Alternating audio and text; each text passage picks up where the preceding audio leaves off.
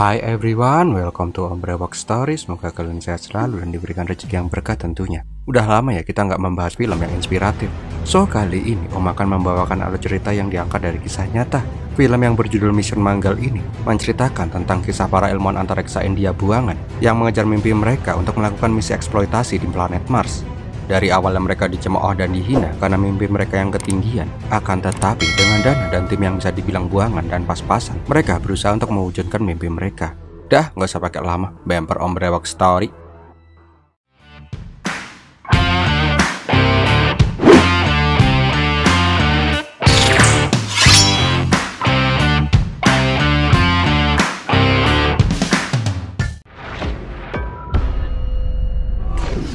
Alkisah di tahun 2010 kita diperlihatkan rutinitas emak-emak pada umumnya. Doa pagi, masak buat keluarga, beres-beres rumah, pokoknya rutinitas emak-emak di pagi hari. Bahkan sebagai emak-emak yang kreatif, pas setrikaan di rumah ngadat, dia menggunakan bokong anaknya untuk dijadikan setrika portable. Setelah riwah di rumah, Tara pun berangkat bekerja. Wow, ternyata Tara itu bukan emak-emak biasa coy. Dia bekerja di Badan Antariksa India yang disebut ISRO. Bukan ISRO-nya Unyil. Posisinya juga bisa dibilang mentereng sebagai project director. Di hari itu juga bertepatan dengan peluncuran roket India yang membawa satelit India. Semua orang-orang penting di India menghadiri peluncuran roket yang diberi nama Fatboy. Kita sebut aja roket bocah endut. Yang mana akan menjadi sejarah baru untuk dunia antariksa India. Tak lama, kita juga diperlihatkan pimpinan misi itu yang bernama Rakesh. Sebagai pimpinan, dia mengecek semua kesiapan dari seluruh aspek. Mulai dari bahan bakar, cuaca, kesiapan roket, dukun nih? Iya, dukun. Maklum India, walaupun ini peluncuran roket, tetap dukun is number one.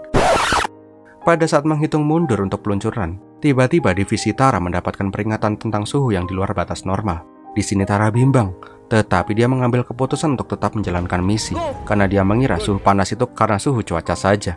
Setelah kelapa udah dipecahin sama dukun, akhirnya roket itu pun meluncur.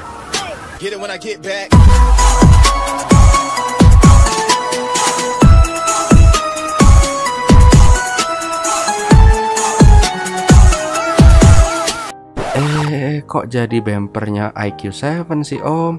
Oh iya, maaf, ulangin deh. Pada saat lepas landas, ternyata ada kebocoran di dalam mesin roket karena suhu yang terlalu panas di salah satu komponen roket. Alhasil, jalur roket itu pun malah berputar menuju daratan. Karena tidak ingin mengancam keselamatan warga, Rakesh pun membatalkan misi dan meledakkan roket itu di atas laut. Tak pelak, hal itu menjadi kegagalan terbesar ISRO dalam peluncuran roket. Akan tetapi ketika misinya hancur lebur, terlihat Rakesh yang berjalan dengan santai sambil bernyanyi. Bahkan dia juga terlihat santai dan malah makan onde-onde khas India. Merasa bersalah, Tara pun meminta maaf kepada Rakesh karena tadi dia tidak mengindahkan alarm bahaya sebelum peluncuran. Tetapi Rakesh dengan santuy berkata, ini semua sudah takdir. Ya kalau takdir sih ya udah deh. Tak lama Rakesh diwawancarai media. Di sini dia mengatakan kegagalan misi bocah endut ini semua adalah tanggung jawabnya. Karena kegagalan roket bocah endut itu, seluruh dunia mengejek Badan Antariksa India. Keesokan harinya, Rakesh disidang oleh Dewan Antariksa India yang ingin mengetahui sumber masalah yang dialami oleh roket bocah endut. Dewan juga menyalahkan sepenuhnya kegagalan peluncuran bocah endut ke Rakesh. Dewan juga mengundang Tuan Rupert Desai, orang India yang telah bekerja selama 25 tahun di NASA, yang ditunjuk sebagai pengganti Rakesh di ISRO. Di sini Rupert ditunjuk sebagai pimpinan dari misi bocah endut part 2 yang rencananya akan diluncurkan pada tahun 2022. Sedangkan Rakesh dipindah tugaskan untuk memimpin misi yang lebih kecil, yaitu misi Mangalian atau misi peluncuran ke Mars. Ketika di sidang itu, Rakesh terlihat tidak memperdulikan omongan Dewan. Dia bahkan malah asik menggambar. Namun ketika Rupert mulai membicarakan dan mengagung-agungkan NASA sebagai badan antariksa terbaik di dunia, Rakesh langsung berdiri dan berbicara. Seorang ilmuwan sudah sepatutnya mencari inspirasi dari segala hal, tetapi mengagung-agungkan negara lain seolah-olah mereka adalah dewa merupakan suatu kemunduran dalam dunia sains. Rakesh juga menunjukkan hasil gambarnya yang menunjukkan bila India itu bisa disejajarkan oleh badan antariksa lainnya dan jangan pernah menganggap rendah badan antariksa negara sendiri. Setelah itu, Rakesh pun keluar, tetapi tak lama Direktur ISRO ikut keluar dan meminta maaf kepada Rakesh. Serikan yang mengetahui bila Rakesh itu adalah ilmuwan yang hebat, mengatakan ini sudah keputusan Dewan, dia tidak bisa berbuat apa-apa. Tetapi Rakesh tetap menjawab dengan senyuman. Dia berkata bila dia akan tetap berjuang untuk menjadikan ISRO sebagai badan antariksa terbaik di dunia.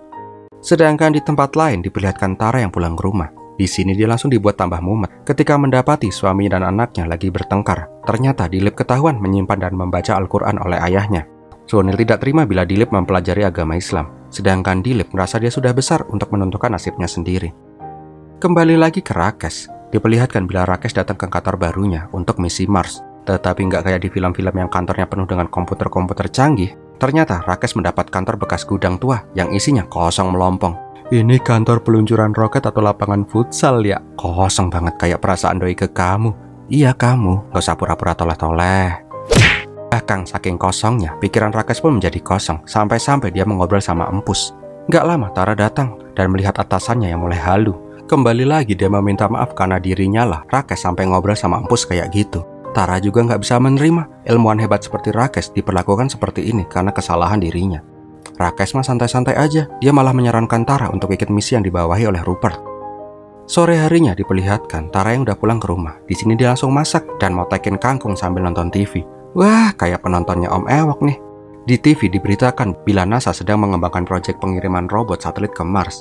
Di TV juga diperlihatkan bila media India mulai membanding-bandingkan NASA dengan ISRO. Tetapi nggak sengaja dia mendapatkan wahyu ketika melihat gorengan puri di meja makan. Gak pakai lama, dia langsung bergegas pergi untuk menemui Rakesh. Dia bilang punya ide untuk misi Marsnya Rakesh. Tara mengatakan kalau mereka bisa mengirim satelit ke Mars dengan hanya menggunakan roket kecil. Mendengar itu, Rakesh meminta pelayan membuatkan teh campur Panadol untuk Tara. Kayaknya nih orang mulai soak otaknya deh. Ini Mars loh bu, ini bukan Jakarta Bekasi yang naik motor diisi pertalite full tank bisa bolak-balik sampai pegel brutumu. Tetapi Tara menjelaskan semuanya kalau dia punya ide brilian. Pokoknya, tak lama kemudian, Rakesh langsung beralih profesi jadi tukang tabung gas. Dia pun langsung masuk tanpa permisi di meetingnya Rupert.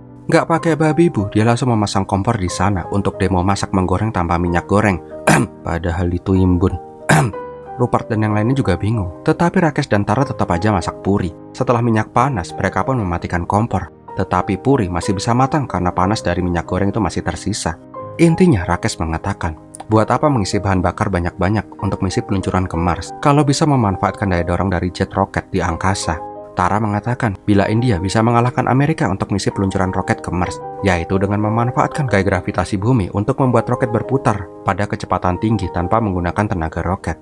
Mendengar itu, Rupert jelas saja mencemooh dong. Dia bilang kalau presentasi ini dilakukan di NASA, pasti India bakal dapat malu banget. Sri Khan juga berpendapat bila menggunakan roket kecil, bahkan untuk sampai ke bulan saja pasti udah ngos-ngosan.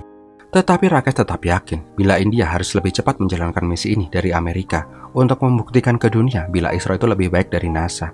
Rakesh juga berjanji akan membuat satelit yang seringan dan sekecil mungkin. Bahkan, dia juga akan bekerja 15 jam sehari untuk mengejar waktu 2 tahun sebelum peluncuran roket. Di sini Sri Khan mulai goyah. Dia mulai percaya dengan ide dari Rakesh dan menanyakan sumber daya apa saja yang dibutuhkan oleh Rakesh. Pertama-tama Tara meminta para insinyur terhebat India untuk masuk ke dalam timnya. Di sini akhirnya Sri Khan setuju, tetapi memasrahkan semuanya kepada Rupert karena saat ini Rupert yang memegang kendali dan dia juga memasrahkan Rupert siapa saja yang akan mengikuti misi Mars dan berapa budget yang akan diberikan ke misi itu. Akhirnya Rakesh dan Tara pun senang karena mimpi mereka akan segera terwujud. Tetapi sesampainya di rumah, Tara kembali mumet ketika Sunil marah-marah sama Tara karena punya istri pulangnya pasti malam terus, kayak pulang ke rumah cuma buat numpang bobo aja. Keesokan harinya, Rupert yang gak suka dengan Rakesh sengaja tidak memberikan tim insinyur yang dipinta oleh Rakesh, tetapi malah memberikan tim yang masih amatir. Ketika mendapat tim yang amatir, Tara merasa sedikit kesal, tetapi Rakesh malah santuy-santuy aja. Dia bilang kalau dapat tim yang amatir malah bisa lebih efisien. Bahkan kadang-kadang, ide-ide liar bisa keluar dari orang-orang yang gak punya pengalaman. Yang pertama adalah Farsa Pillai, insinyur satelit ringan. Seorang ibu rumah tangga yang setiap hari pasti dinyinyirin sama mertuanya. Kapan hamil, kapan tekdung, kapan bunting. Yang kedua, Kritika Agarwal, insinyur navigasi dan komunikasi. Seorang cewek yang susah bener belajar nyupir. Bahkan sampai membuat guru les nyupirnya senep banget pas ngajarin Kritika. Kampretnya pas disuruh ngoper gigi, Kritika malah salah megang batang kopling guru lesnya. Kampret bener nih cewek. Ya mirip sih emang, tapi yang satunya letoy kayak terong kelamaan direndam air garam. Yang ketiga, Neha Sidikwi, insinyur otonomi satelit. Seorang calon janda yang hobinya mencari kontrakan untuk tinggal. Dia lagi pisah ranjang sama suaminya yang selingkuh dan pengen kontrak sendiri. Tetapi karena agamanya Islam, dia sering ditolak pas nyari kontrakan. Keempat, Eka Gandhi, insinyur penggerak roket. Seorang gadis cantik yang abis bangun bobo pasti sebat dulu. Dia juga penganut sekte friend with benefit, gonta-ganti cowok yang penting happy.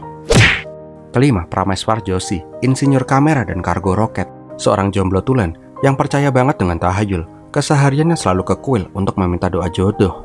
Yang terakhir, Anat Yeager, insinyur structural engineering, seorang kakek-kakek yang sebentar lagi mau pensiun. Hobi memasak sambil telanjang dada. Yang paling penting, kalau naik Vespa, lambat banget. Melihat tim yang gak kompeten kayak gitu, Tara jadi pesimis. Tetapi Rakesh tetap percaya dengan tim mereka. Gak lama Joshi datang pertama ke gudang. Kantor Mars maksud om. Rakesh mengapresiasi Joshi yang datang paling pertama. Tetapi Joshi bilang kalau dia mau mengundurkan diri aja dari misi ini.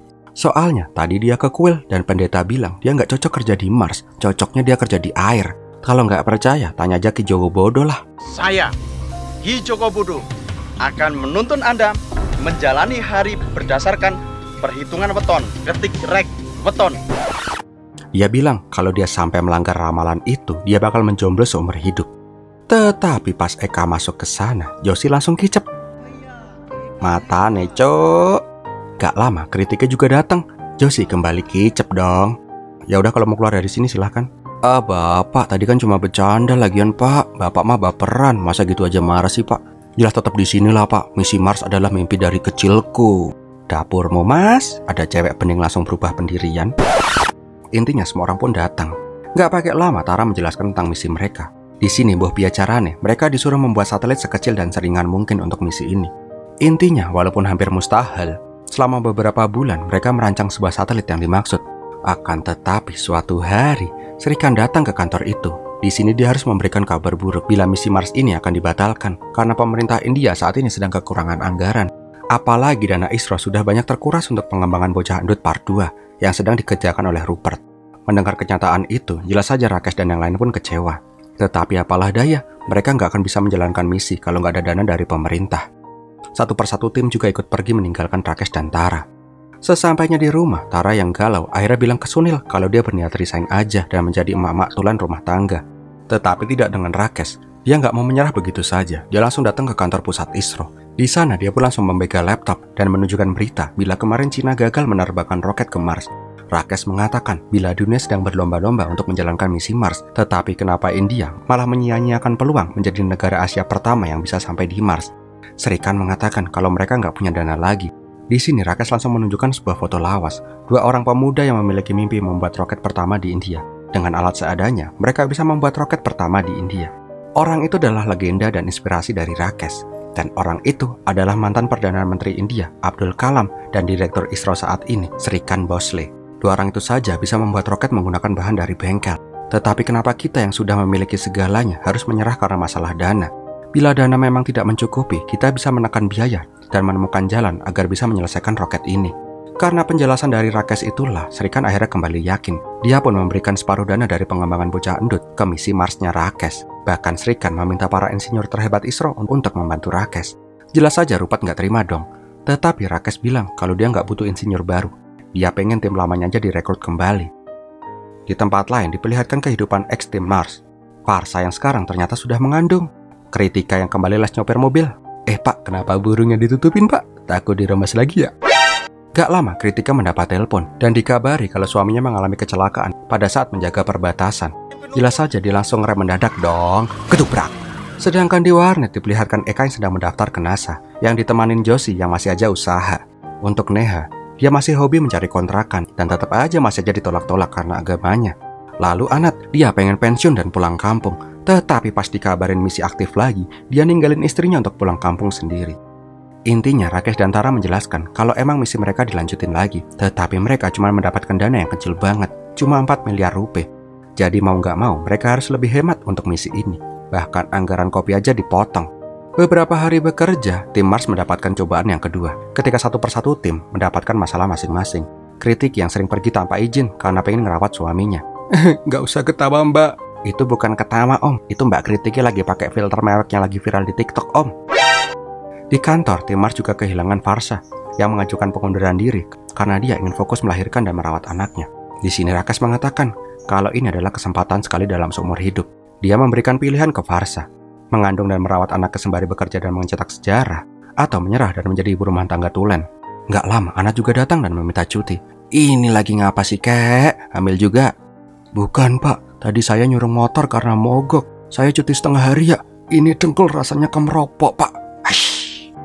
Di tempat lain diperlihatkan Eka yang datang ke kantor Rupert.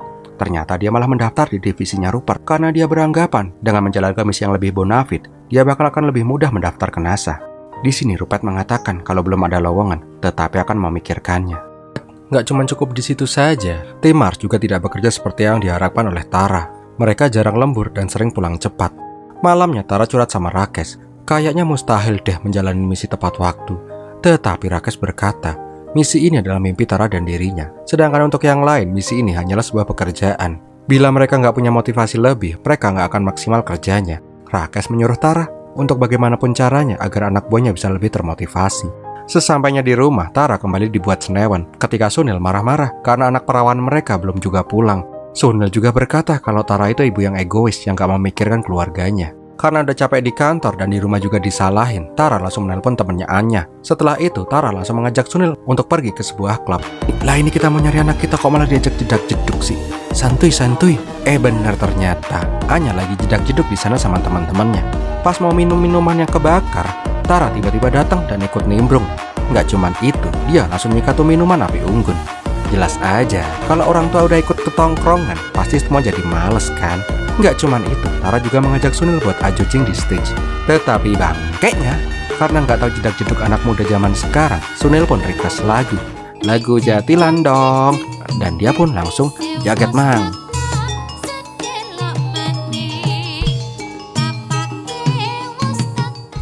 Sepulang dari klub, Anya yang biasanya tertutup sama orang tuanya, akhirnya sekarang bisa lebih membuka dirinya ke ortunya, yang ternyata otaknya juga somplak. Keesokan paginya, Tara ujuk-ujuk mempersiapkan pesta happy birthday. Dia berkata kalau hari ini adalah happy birthday untuk mereka semua. Hari dimulainya sebuah sejarah untuk badan antariksa India. Tara juga menyuruh semua orang untuk mengingat-ingat apakah motivasi dan mimpi mereka pada saat bergabung ke ISRO. Di sini kita diperlihatkan tentang semua mimpi dan cita-cita mereka. Tara kemudian berkata, jadikanlah mimpi kalian di masa kecil itu menjadi semangat kalian, agar anak-anak di luar sana juga bisa menjadikan kita panutan dan menjadi sosok yang mereka kagumi. Di sini mereka pun sadar dan mulai termotivasi dengan perkataan Tara itu.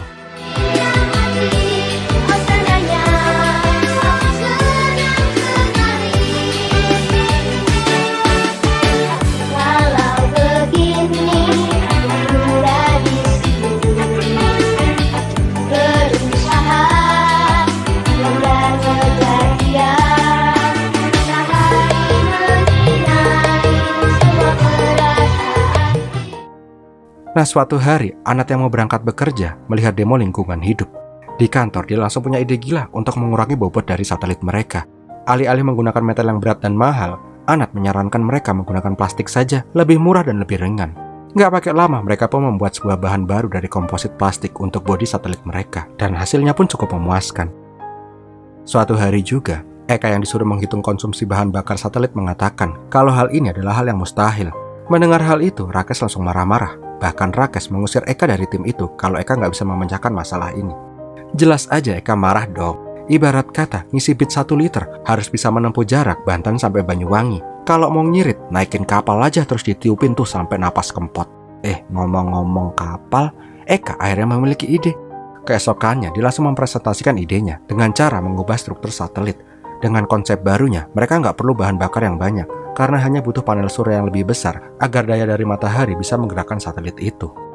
Siang harinya Rupert menemui Eka. Dia mengatakan kalau ada lowongan di divisinya. Tetapi saat ini Eka nggak mau. Dia mengatakan akan bertahan di misi Mars. Bahkan dia menghapus lamarannya ke NASA. Sekarang giliran Neha. Dia mengatakan untuk memperingan bobot antena parabola satelit bisa diganti dengan kain aja. Tetapi kainnya adalah kain ajaib dari Doraemon yang bisa memperbaiki diri sendiri bila terjadi kerobekan. Dan akhirnya masalah parabola satelit pun selesai. Malam harinya pas mau pulang, Neha nebeng Anat. Gak sengaja Neha melihat suaminya yang lagi sama pelakor sun-sunan di dalam mobil. Melihat itu, Neha hanya terdiam. Mengetahui akan hal itu, Anat menyuruh Neha untuk turun dulu. Nggak pakai lama, dia berpura-pura menabrakkan diri ke mobilnya suaminya Neha dan teriak kalau tuh mobil nabrak dirinya. Jelas aja, melihat akting kakek-kakek yang sekelas artis Ikatan Cinta, warga pun langsung emosi dan langsung mencoba mengkroyok suaminya Neha. Sedangkan Anat dan Neha langsung ngak-pleketur kabur dari sana. Ada aja nih idenya kakek-kakek. Beberapa bulan kemudian, Srikan memberikan laporan pembelajaran misi Mars. Dari 4 miliar dana misi itu, sekarang hanya tersisa 800 juta. Srikan menyarankan agar Rakesh lebih ngirit lagi membelanjakan uangnya. Pas lagi berdebat soal uang, tiba-tiba jiwa emak-emaknya Tara keluar. Dia bilang, "Pak, misi penerbangan kemarin kan masih menyisakan beberapa barang yang nggak kepake kan ya, Pak? Daripada dibuang dan nggak kepake, mending dikanibalin aja ke misi ini." Oh iya, benar juga ya. Dan akhirnya misi mereka pun kembali berjalan menggunakan sebagian spare part dari roket bocah handut yang kemarin. Singkat cerita, satelit mereka yang mereka impi-impikan pun selesai dan siap untuk meluncur. Suatu malam, Kritiki merasa nggak enak gitu. Dia pun mencoba mengecek kondisi cuaca via satelit. Ternyata benar, 1 hari menjelang peluncuran roket, Kritiki melihat sebuah badai besar yang akan bertamu ke India. Di hari H peluncuran, misi pun harus dipending karena cuaca yang turun deras. Melihat itu, si Rupert malah senang. Dibilangin apa, semesta aja nggak mendukung kan? Rakesh jelas saja nggak terima dong. Dia berkata masih punya waktu 9 hari. Bila dalam waktu 9 hari itu cuaca cerah, mereka bisa menerbangkan roket. Tetapi kalau nggak cerah-cerah, maka misi mereka akan batal dan harus menunggu 3 tahun lagi, di mana Mars akan berada di titik terdekat dengan bumi kembali. Sore harinya untuk membuang penat, mereka pun minum-minum di bar. Tetapi di bar, mereka juga melihat berita di TV yang skeptis kalau misi Mars bisa dilaksanakan. Gak lama, mereka semua pun naik subway. Karena mabuk sedikit, Rakesh hampir ribut sama mas-mas di sana. Puncaknya, pas TV di subway itu menampilkan berita peluncuran roket, Rakesh yang pengen menutupi TV itu malah jadi ribut sama mas-mas tadi. Tetapi pas mau geger geden, tiba-tiba mas-mas di sana langsung kejengkang pas ditendang sama Eka. Gak cuman Eka ternyata, squad emak-emak juga ikutan join mabar. Nih emak-emak emang gak ada obat ya. Duh, kok gue ikutan digaplok. Setelah semua mas-mas dikalahin, Rakesh hanya terdiam. Ternyata bertunya ketancap peniti dari barang-barangnya Farsa. Intinya hari demi hari mereka menunggu cuaca cerah. Tetapi apalah daya, cuaca emang lagi bad mood banget, nangis terus seharian. 5 November 2013, hari terakhir peluncuran roket, cuaca masih saja menangis. Karena cuaca lagi nggak pren kayak gini, Rakesh pun mengambil sebuah keputusan yang sangat berat. Dia membatalkan misi peluncuran Mars ini. Semua orang jelas saja kecewa dan meratapi segala kerja keras mereka harus kalah dengan takdir alam. Tetapi tiba-tiba matahari nongol dengan malu-malu. Melihat cuaca yang tiba-tiba cerah, Rakesh pun mengaktifkan misi Mars kembali. Gak lupa, dukun, itu penting. Kalau emang pakai dukun, kenapa nggak dari kemarin nyari pawang hujan aja, Pak De? Nggak kenal sama Mbak Rara sih. Nggak pakai lama, mereka pun meluncurkan roket itu dan membuat sejarah baru untuk India.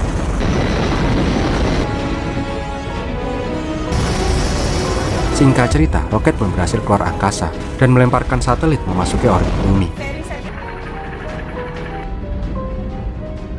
Singkat ceritanya lagi, setiap hari satelit itu mengubah orbitnya. Sampai di hari ke-24, terjadi error di satelit. Roket pendorong tidak mau bekerja, yang mana satelit itu tetap pada orbitnya. Karena kesalahan itu, butuh 6 hari lagi agar roket bisa kembali ke posisi awal. Jelas aja, Rakesh merasa marah. Tetapi apalah daya, semua tim telah bekerja semaksimal mungkin.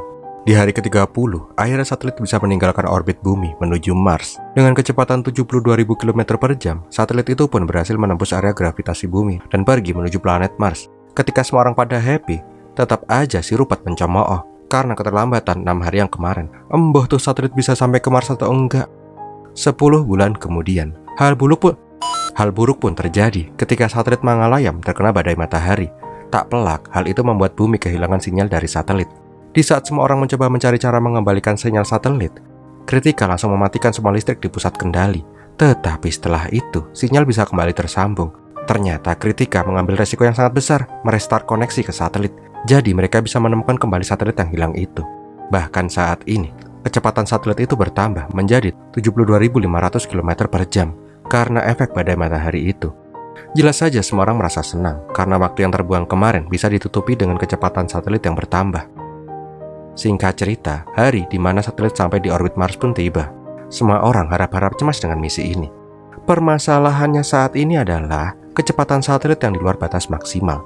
Mereka ragu roket pengerem bisa menghentikan satelit tepat di orbit Mars.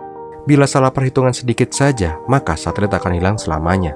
Sialnya, pada saat proses pengereman itu, satelit malah muter-muter nggak jelas, yang membuatnya kembali hilang sinyal. Diperhitungkan, baterai cadangan akan menyala dalam waktu 24 menit. Bila melewati waktu itu, maka satelit akan dianggap hilang selamanya. Beberapa lama kemudian, waktu telah menunjukkan 24 menit, tetapi sinyal masih belum bisa terdeteksi. Ketika waktu telah melewati 30 menit, semua orang sudah pasrah dengan kegagalan misi mereka. Tetapi tiba-tiba, tuh satelit yang nyasar kembali connect. Ternyata dia cuma lapar karena nggak dapat sinar matahari. Dengan haru, misi mereka pun sukses besar. Satelit Mangalayam berhasil mengorbit di orbit Mars. Nggak lama, robot Wall-E keluar dan berhasil memfoto permukaan Mars untuk pertama kalinya. Sesuatu yang tidak pernah dipikirkan oleh India, dan misi itu pun berhasil diwujudkan oleh orang-orang yang dianggap buangan dan tidak profesional. Melihat keberhasilan yang tidak masuk akal itu, akhirnya Rupert mengakui kalau Rakesh itu adalah ilmuwan yang hebat. Semua orang pun ikut bahagia. Nggak lupa Joshi yang memberanikan diri mengajak Eka untuk ngopi. Dan saat ini dia nggak mau lagi percaya sama ramalan-ramalan. Di luar, media telah menunggu orang-orang hebat yang mewujudkan mimpi mereka dan mimpi India, sekaligus membuktikan diri bila India bisa lebih hebat daripada negara lain dalam bidang antariksa. Dan filmnya pun berakhir. Nah, yang penasaran sosok asli dari misi Mangalayam, ini nih, dan tamat. Wow, gimana film ini sob? Semoga menghibur dan menginspirasi ya. Kapan nih kita bisa buat roket sendiri? Secara pendidikan, kita nggak kalah loh dari orang India. Semoga kedepannya kita bisa membuat roket sendiri, biar orang kita nggak bahas babi ngepet dan tuyul terus. Negara lain udah sampai Mars, kita masih membahas babi ngepet. Mau sampai kapan? So, bagi kalian yang suka dengan video ini, silahkan untuk like, komen, dan share. Jangan lupa yang belum subscribe dong, dan klik lonceng notifikasi agar kalian nggak ketinggalan video-video terbaru dari channel Om Brewok Story. Terima kasih sudah menonton. Om Brewok pamit dulu, biar milatihin.